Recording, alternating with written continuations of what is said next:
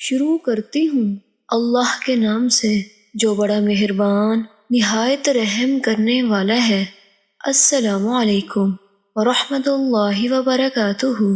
حضرت ابن عباس رضی اللہ تعالیٰ عنہ بیان کرتے ہیں کہ رسول اللہ صلی اللہ علیہ وآلہ وسلم دعا مانگتے ہوئے یہ کہتے تھے، ربی اعنی ولا تعن علی وانصرنی ولا تنصر علی وامکر لی ولا تمکر علی واہدنی ویسر الہدی لی وانصرنی علی من بغی علی رب اجعلنی لک شکارا لک ذکارا لک رہابا لک مطواعا لک مخبتا رب الیک اواہا منیبا رب تقبل توبتی واغسل حوبتی واجب دعوتی وثبت حجتی وسدد لسانی واہد قلبی واسلل سخیمۃ صدری۔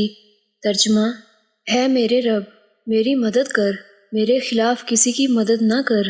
اے اللہ، تو میری تائید و نصرت فرما اور میرے خلاف کسی کی تائید و نصرت نہ فرما، اور میرے لیے تدبیر فرما اور میرے خلاف کسی کے لیے تدبیر نہ فرما۔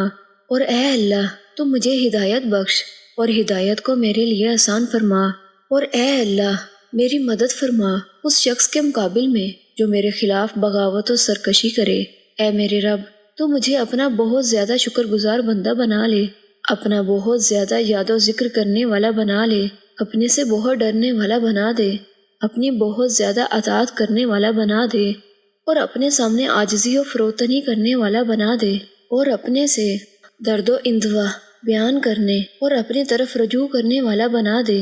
اے میرے رب، میری توبہ قبول فرما اور میرے گناہ دھو دے، اور میری دعا قبول فرما، اور میری حجت یعنی میری دلیل کو ثابت و ٹھوس بنا دے، اور میری زبان کو ٹھیک بات کہنے والی بنا دے، میرے دل کو ہدایت فرما، اور میرے سینے سے کھوٹ، کینہ، حسد نکال دے۔